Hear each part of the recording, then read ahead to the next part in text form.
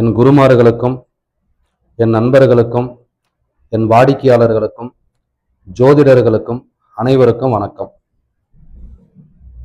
இந்த பதிவில் நம்ம என்ன பார்க்க போறோம் அப்படின்னா, சந்திரனை பார்த்த கிரகங்கள், அதாவது பிறந்த கால சந்திரனை பார்த்த பிறந்த கால கிரகங்களும் கோச்சார கிரகங்களும் ஒரு மனிதனுடைய இன்ப துன்பத்துக்கு முக்கிய காரணமா இருக்கு. அதாவது பிறந்த கால சந்திரனை பார்த்த பிறந்த கால கிரகங்களும் கோச்சார கிரகங்களும் ஒரு மனிதனுடைய இன்ப துன்பத்துக்கு முக்கியமான ஒரு காரக கிரகமா இருக்கு. அதை தான் இந்த பதிவுல பார்க்க போறோம். எல்லாரும் ஏதேனும் ஒரு ராசியில பிறக்கும். சந்திரன் இருக்கக்கூடிய ராசிக்கு பேரு தன்னோட ஜென்ம ராசி, ஜனன ராசி அப்படின்னு சொல்லுவாங்க. அப்ப இந்த சந்திரன் அப்படிங்கிறவர் யாருன்னா, மனதை ஆளக்கூடிய கிரகம் சந்திரன்.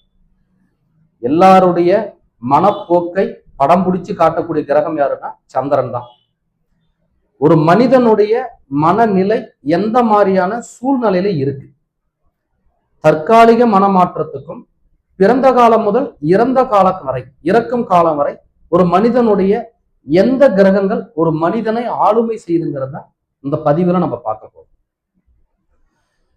பிறந்த கால சந்திரனை பிறந்த காலத்துல பார்த்த கிரகங்கள் அப்படின்னு எடுத்துக்குவோம். முதல்ல பிறந்த கால சந்திரனை பார்த்த பிறந்த கால கிரகங்கள் செய்யக்கூடிய பலன் என்ன அப்படிங்கிறத முதல்ல பார்ப்போம்.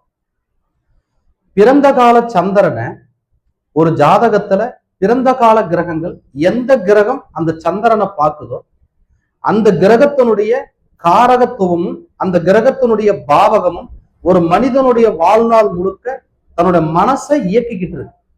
அதாவது தன் மனதை இயக்கக்கூடிய கிரகம் சந்திரனை பார்த்த கிரகங்களே. புரியுற மாதிரி சொன்னா, ஒரு கும்பராசி அப்படின்னு வச்சுக்குவோம். ஒரு பெண் ஜாதகம், அந்த பெண் ஜாதகத்துல ஒரு பெண் கும்பராசியில பிறக்குது அப்படின்னு வச்சுக்குவோம். அந்த கும்பராசியில பிறந்த பெண் ஜாதகத்தில் உள்ள சந்திரனை ஒரு கடகத்துல நின்ற செவ்வாய் பார்க்கிறார். இன்னொரு முறை சொன்னா, ஒருத்தர் கும்பராசியில ஒரு பெண் ஜாதகம் அப்படின்னு வச்சுக்குவோம். கும்பராசியில பிறந்த பெண் ஜாதகத்துக்கு கடகத்துல செவ்வாய் நின்று தன்னுடைய 8ஆம் பார்வையா அந்த சந்திரனை பார்க்கும். அப்ப சந்திரன் அப்படிங்கிறது மனம் அப்படின்னு நம்ம பார்த்தோம். சந்திரன் அப்படின்னா எல்லா இன்ப துன்பங்களும் மனமே அனுபவிக்கிறதுக்கு முக்கிய காரணம். ஒரு இன்பமா இருந்தாலும் ஒரு துன்பமா இருந்தாலும் அதை முதல்ல உணரக்கூடியது எதுன்னா மனசு. அப்ப அந்த மனதை குறிக்கக்கூடிய சந்திரனை ஒரு பெண் ஜாதகத்துல செவ்வாய் 8ஆம் பார்வையா பார்க்கிறார் அப்படின்னா, தன்னுடைய மனம் முழுக்க முழுக்க ஒரு திருமணம் ஆகிற வரைக்கும் தன் சகோதரங்களை சார்ந்த யோசனையிலேயே இருக்கும். ஒரு திருமணத்துக்கு அப்புறம் தன் கணவர் தன் மேல வச்சுக்கூடிய அன்பு, பாசம், அந்த ஒரு கட்டளை அல்லது ஒரு பாதுகாப்புன்னு சொல்லக்கூடியத அந்த பொண்ணு எதிர்பார்த்துக்கிட்டே இருக்கும். ஒரு கும்ப லக்னத்துக்கு ஒரு கும்ப ராசிக்கு செவ்வாய் கடக ராசியிலிருந்து 8ஆம் பார்வை அந்த சந்திரனை பார்க்கிறாரு அப்படின்னா, தன் கணவர் தன்னை அன்பா பார்த்துக்க மாட்டாரா, தன் கணவன் தன்னை பாதுகாப்பா வச்சுக்க மாட்டாரா, தன் கணவன் தன் கட்டுப்பாட்டுல இருக்க மாட்டாராங்கிற ஏக்கம் ஒரு பெண்ணுக்கு தன் வாழ்நாள் முழுக்க இருக்குது. அப்ப ஏன் அதை கடக செவ்வாய்ன்னு சொன்ன அப்படின்னா, கடக ராசியில செவ்வாய் நீச்சமாயிடும். ஒரு நீச்ச செவ்வாய் ஒரு பெண்ணுடைய சந்திரனை பார்த்துடுச்சு அப்படின்னா, அந்த கணவருடைய தகுதி குறைவான செயல்களால அந்த பொண்ணு வாழ்நாள் மனநோயாளியா மாறிடுறாங்க. ஒரு கடக ராசியில செவ்வாய் நீச்சமாயி தன்னுடைய 8ஆம் பார்வையா பிறந்த கால சந்திரனை பார்க்கும்போது, அந்த செவ்வாய் நீச்சமானதனால தன் கணவனுடைய தகுதி குறைவான செயல்பாட்டால அந்த பெண் தன் வாழ்நாள் முழுக்க மனநோயா தன்னை உணர்றான். அந்த செவ்வாயோட ஒரு குரு சேர்ந்து அந்த செவ்வாய் சந்திரனை பார்த்துட்டா, தன் கணவருடைய பணம், தன்னோட கணவருடைய காசு, தன் கணவருடைய அங்கீகாரம், தன்னோட கணவருடைய கௌரவத்தை பத்தி அந்த பொண்ணு சந்தோஷப்பட்டுக்கிட்டே இருக்கும். தன் கணவர் பணங்காசு சம்பாதிக்கிறாரு, தன்னை பணங்காசு கொடுத்து நல்லா பார்த்துக்கிறாரு, அல்லது தன் கணவர் சமுதாயத்தில் ஒரு கௌரவமா இருக்கிறாரு, எங்க போனாலும் தன் கணவரை 10 பேர் புகழ்றாங்க அப்படின்னா அந்த பெண்ணுக்கு அதுவே சந்தோஷமா மாத்திரும். அப்போ ஒரு நீச்ச செவ்வாயோட ஒரு உச்ச குரு சேரும் போது அந்த நீச்சத்தன்மையை மறைச்சு அந்த உச்ச பலனை அந்த செவ்வாயை செஞ்சு வச்சோம். அப்போ ஒருத்தருடைய மனம் சந்தோஷம் அடையுது அப்படின்னா, ஒரு மனம் வருத்தம் வலி வேதனை சந்திக்குது அப்படின்னா அந்த சந்திரனை பார்த்த கிரகம் தான் அப்படிங்கிறது ஜோதிடத்தில் உள்ள ஒரு சூட்சம். அப்ப அதே கடக செவ்வாயோட ஒரு ராகு சேர்ந்து பார்க்கிறார் அப்படின்னா ஒரு கும்பராசியில பிறந்த பொண்ணு ஒரு கடகத்துல செவ்வாய் ராகுவோட சேர்ந்து அந்த செவ்வாய் சந்திரனை பார்க்குது அப்படின்னா அந்த கணவருடைய செயல்பாடு அந்த பொண்ணுடைய மனம் இறந்து போயிடலாமாங்கிற அளவுக்கு மனிதவேதனையை கண்டிப்பா கொடுக்கும். அந்த செவ்வாறாக சேர்க்க ஒரு கணவர் ஒண்ணு பேசி சாகடிக்கிறவரா இருக்கிறாரு, இல்ல பேசாம சாகடிக்கக்கூடியவரா இருக்கிறார். ஆனா சாகடிக்கிறது உண்மை. அப்ப அந்த மனம் எப்படி விரும்பும் அப்படின்னா அந்த செவ்வாறாக சேர்ந்து அந்த சந்திரனை பார்க்கும்போது தான் இருப்பதை விட இறந்து போவதே மேலுங்கிற அளவுக்கு வலி வேதனை கொடுக்கும். ஏன்னா ஒரு செவ்வாறாக சேர்க்க ஒரு பெண்ணுடைய சந்திரன் பிறந்த கால சந்திரனை பார்க்கும்போது அந்த மனம் இதுக்கு மேல காயம் இல்லைங்கிற அளவுக்கு காயப்படுத்துற வேலையை அந்த செவ்வாறாக செய்யும். இது எந்த ராசியில நின்று பார்த்தாலும் அப்ப பாவக ரீதியான ஒரு செயலையும் கண்டிப்பா அந்த கிரகம் செய்யும். ஒரு கும்பராசின்னு சொன்னோம், கடகத்துல செவ்வாய் நின்று குருவோட பாக்குறது புகழ் மதிப்பு மரியாதை கௌரவம் பணம் காசு சம்பாரிச்சு தரும். அதனால அந்த பெண் மனம் சந்தோஷப்படும். ஒரு தனிச்ச நீச்ச செவ்வாய் அந்த கும்பராசியில் இருக்கிற சந்திரனை பார்க்கும்போது அந்த கணவருடைய தகுதி குறைவான செயல்பாட்டால் அந்த பொண்ணுக்கு மனநோயை தரும். அதே நீச்ச செவ்வாயோட ஒரு உச்ச குரு சேர்ந்து பார்க்கும்போது தன் கணவருக்கு கௌரவம் அந்தஸ்து புகழ் கிடைக்கிறது நினைச்சு இந்த பொண்ணு சந்தோஷப்பட்டுக்கிட்டே இருக்கும். அப்ப அது ஒரு லக்னமா பார்க்கும்போது பாத்தீங்கன்னா ஒரு கன்னி லக்னம்னு வச்சுக்குவோம். ஒரு கன்னி லக்னம் கும்பராசியில பிறந்த பெண் ஜாதகத்துல கடகத்துல நீச்ச செவ்வாய் நின்று பாக்குறாரு அப்படின்னா ஒரு கன்னி லக்னம்னு வச்சுக்குவோம். அந்த கன்னி லக்னத்துக்கு செவ்வாய் 3க்கும் 8க்கும் உடையவர், ஒரு மாரகாதிபதினு சொல்லலாம். 3 8 கூடியவன் ஒரு அஷ்டமாதிபதி. தன் லக்னத்துக்கு 11ஆம் இடத்துல நீச்சமாயி தன்னுடைய 8ஆம் பார்வையை அந்த பிறந்த கால சந்திரனை பாக்குறாரு. அப்போ கணவரோட தகுதி குறைவுங்கிறதே அந்த பொண்ணுக்கு மனவேதனை தரும். அந்த லக்னத்துக்கு 3ஆம் அதிபதி இருக்கிறதுனால தனக்கு இளைய சகோதரர்கள் இருந்தால் அந்த சகோதரர்களும் அந்த பெண்ணை காயப்படுத்துற மாதிரியான வேலையை கண்டிப்பா செய்வாங்க. அந்த காயம் மன ரீதியான காயமாத்தான் இருக்குங்கிறத நம்ம இந்த பதிவுல பார்க்கிறோம். ஒருத்தர் மனசை சந்தோஷப்படுத்தக்கூடிய கிரகமோ கஷ்டப்படுத்தக்கூடிய கிரகமோ பிறந்த கால சந்திரனை பார்த்த பிறந்த கால கிரகங்களே அப்படிங்கிறத இந்த பதிவுடைய ஒரு விளக்கம். அப்ப அவரே அஷ்டமாதிபதியாவும் இருக்காரு. ஒரு ஆணை நம்பி தன் வாழ்க்கையில பெருசா ஏமாந்த பெண்கள் ஜாதகத்துல இப்படி இருக்கு. ஒரு கன்னி லக்னமா இருந்து 3 8 கூடிய செவ்வாய் நீச்சம் பெற்று பிறந்த கால சந்திரனை பார்க்கும்போது அந்த பெண் ஒரு நாள் ஒரு ஆணால பெருத்த அவமானங்களை சந்திக்காம போறதில்லை. அந்த அவமானம் எப்படி சந்திக்குதுன்னா இந்த வாழ்க்கையில இந்த ஆண் தான் நம்ம எல்லாமே உறவு உயிர் எல்லாமே இவர்தான் நம்பி தன் வாழ்நாள தொலைச்ச பெண்களுடைய ஜாதகத்துல அப்படி சில கிரக அமைப்புகள் கண்டிப்பா இருக்கு. அப்ப ஒரு கன்னி லக்னமா இருந்தா மட்டும் இல்லை, எல்லா லக்னத்துக்குமே ஒரு கிரகம் ஒரு பாவாதிபதியாவும் ஒரு காரகாதிபதியாவும் வலிவேதனையோ சந்தோஷத்தையோ கண்டிப்பா தரும் அப்படிங்கிறத இந்த பதிவுடைய ஒரு விளக்கம். இன்னொரு உதாரணம் பார்ப்போம். ஒரு மேசராசி ஜாதகம் வச்சுக்கோ. ஒரு மேசராசியில பிறந்தவருக்கு சிம்மத்துல குரு இருக்காரு. குரு தன்னோட 9ஆம் பார்வையை அந்த மேசத்துல இருக்கிற சந்திரனை பார்க்கிறார். அதாவது மேசராசியில பிறந்த ஒரு நபருக்கு சிம்மத்துல குரு இருக்குது. குரு தன்னுடைய 9ஆம் பார்வையாக மேசத்துல இருக்கிற சந்திரன் பிறந்த கால சந்திரனை பார்ப்பார். அப்ப குருவுடைய காரகத்துவம் என்னன்னா குழந்தை அப்படின்னு ஒரு வார்த்தை இருக்கு. ஏன் அதுல பர்டிகுலரா குழந்தை எடுக்கணும் அப்படின்னா ஒருத்தர் பணங்காசை தொலைக்கிறத விட ஒரு குழந்தையுடைய வளர்ச்சி ஒரு குழந்தையோட சந்தோஷத்துல படக்கூடிய வலிவேதனை அதிகமா இருக்கும். பணம் சம்பாரிச்சுட்டா இழந்துட்டா சம்பாரிச்சலாங்கிற தைரியம் வந்துடும்.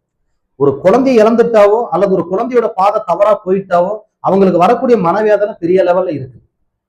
அப்ப சிம்மத்தில் இருக்கிற குரு தன்னுடைய 9ஆம் பார்வையை பிறந்த கால சந்திரனை பார்க்குது அப்படின்னா அவருக்கு 2 விதத்துல சந்தோஷத்தை கண்டிப்பா தரும். எவ்வளவு கஷ்டம் இருந்தாலும் தான் குழந்தைகளை பார்க்கும்போது அந்த கஷ்டத்தை மறந்துடுறாரு. அல்லது எவ்வளவு பெரிய கஷ்டத்தையும் தன் குழந்தைகளுக்காக சந்தோஷமா அவர் ஏத்துக்கிறார். அந்த சந்தோஷத்தை தரக்கூடிய கிரகம் குருவா மாறிடுறாரு. அப்ப குருவுடைய காரகத்துவத்துல அவர் கண்டிப்பா சந்தோஷம் அடைவார். அதே ஒரு சிம்ம லக்னம்னு வச்சுக்குவோம். அந்த குரு 5ஆம் வீட்டுக்கும் 8வது வீட்டுக்கும் அதிபதியா வருவார். அப்ப 5 8 சம்பந்தப்பட்டா அந்த குழந்தையால அவர் ஒரு நாளைக்கு கண்டிப்பா அவமானத்தை சந்திக்கிறார். ஏன்னா 5ஆம் அதிபதி குருவே 8ஆம் அதிபதியாய் லக்னத்திலிருந்து தன்னுடைய 9ஆம் பார்வையாக பிறந்த கால சந்திரனை அந்த குரு பார்ப்பார். ஆனா அவர் அஷ்டமாதிபதியா இருந்தாலும் அந்த அவமானத்தை சந்தோஷமா ஏத்துக்கிறார். ஏன்னா அந்த குரு நல்ல நிலையில இருந்து பார்க்கிறார். லக்ன கேந்திரத்துல இருந்து தன்னுடைய சந்திரனை பார்க்கறதுனால தன் குழந்தைக்காக அவமானப்பட்டதை அவங்க பெருமையா கருதுறாங்க. என் குழந்தைக்கு நேரம் சரியில்லை சார், அதனால அவன் ஒரு தப்பு பண்ணிட்டான். என் குழந்தைக்கு நேரம் சரியில்லை, ஒரு பணத்தை இழந்துட்டான், இல்ல ஒரு தொழில் செஞ்சு நஷ்டப்பட்டுட்டான், சம்பாரிச்சுக்கும் சார், என் பிள்ளை நல்லா இருந்தா போதும் அப்படின்னு நினைச்சவங்க எல்லாம் அந்த மாதிரியான கிரக அமைப்புகள் இருக்காங்க. அப்ப அதே ஒரு 1979 பிறந்த ஜாதகம், ஒரு சிம்ம லக்னம்னு வச்சுக்குவோம். சிம்மத்துல குரு ராகு சேர்க்கை இருக்கும். அப்ப அந்த குரு ராகு சேர்க்க அதே மேசராசியை இருந்து குரு ராகோட சேரும் போது அந்த வலி வேதனை தன் வாழ்நாள் முழுக்க மறக்க முடியாத ஒரு வலி வேதனையா இருக்கும். இவங்கதான் குழந்தையால மனநோயாளி ஆனவங்க. அல்லது குழந்தைக்கு நான் பார்த்து பார்த்து நல்லது செஞ்சேன் சார், பண்ணதெல்லாம் தவறா போச்சு, அதனால என் பிள்ளையோட முகம் பார்க்கவே எனக்கு சங்கடமா இருக்கு. இல்ல நான் பார்த்து பார்த்து அந்த பிள்ளையை வளர்த்தேன் சார், அந்த பிள்ளை என்ன கடைசி காலத்துல காயப்படுத்திட்டு தான் போனான் அப்படிங்கிற கிரக அமைப்பெல்லாம் இந்த மாதிரியான அமைப்புல தான் இருக்கு. அப்போ ஒருத்தருடைய சந்தோஷத்தையோ ஒருத்தருடைய துக்கத்தையோ நிர்ணயிக்கக்கூடிய கிரகம் யாரு அப்படின்னா பிறந்த கால சந்திரனை பார்த்த பிறந்த கால கிரகங்களும் கோச்சார கிரகங்களும். இதுல கோச்சார கிரகத்தினுடைய பங்களிப்பு என்ன அப்படிங்கிறத பார்ப்போம். இப்போ ரிஷபராசி அப்படின்னு வச்சுக்குவோம். பிறந்த கால ஜாதகத்துல ரிஷபராசி, ரிஷபத்துல சந்திரன் இருக்காரு. இப்ப மீனத்துல கோச்சார சந்திரன் சனி வந்திருக்காரு, மீனத்துல கோச்சார சனி இருக்காரு. பிறந்த கால ரிஷபராசி, கோச்சாரத்துல இப்ப மீனத்துல சனி வந்திருக்கார். சனி வக்கரமா இருந்து தன்னுடைய 3ஆம் பார்வையா பிறந்த கால சந்திரனை பார்க்கிறார். அதாவது இந்த இடத்துல நம்ம பார்க்கக்கூடியது என்னன்னா, கோச்சார கிரகங்களும் ஒரு மனிதனை வலி வேதனையோ சந்தோஷத்தையோ கண்டிப்பா தரும். இந்த வலி வேதனை ஒரு தற்காலிகமானதா தான் இருக்குமே தவிர நீண்ட காலமா இருக்காது. இந்த வலி வேதனை வருதுன்னா ஒரு தற்காலிகமான வலி வேதனை. அப்ப இப்ப யாருக்கெல்லாம் ரிஷபராசியோ இப்ப கோச்சார சனி மீனராசியில வந்து இப்ப வக்கரமாயி சந்திரனை பார்த்துட்டு இருக்காரு.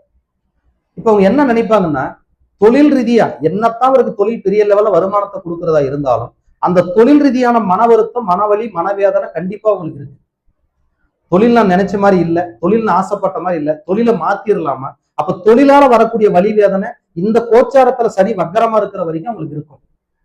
அதுல எந்தெந்த ராசிகள்லாம் இருக்குதுன்னா, இப்போ ரிஷபராசி, கன்னி ராசி, தனுசு ராசி, இந்த 3 ராசிக்காரர்களும் இப்ப தொழில சார்ந்து கடுமையான மனவேதனையை சந்திக்கிறாங்க.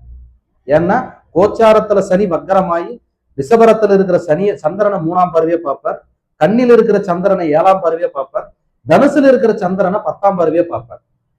அப்ப இந்த கோச்சார கிரகங்கள் வக்கரம் பெற்று பிறந்த கால சந்திரனை பார்க்கும்போது இந்த கோச்சார கிரகங்கள் ராகுக்கேதோட இணைஞ்சு, கோச்சாரத்துல ராகுக்கேதோட இணைஞ்சு பிறந்த கால சந்திரனை பார்க்கும்போதோ ஒரு வலி வேதனையை கண்டிப்பா தராம போறதில்ல. இப்ப ஒரு மிதுன ராசின்னு வச்சுக்குவோம்.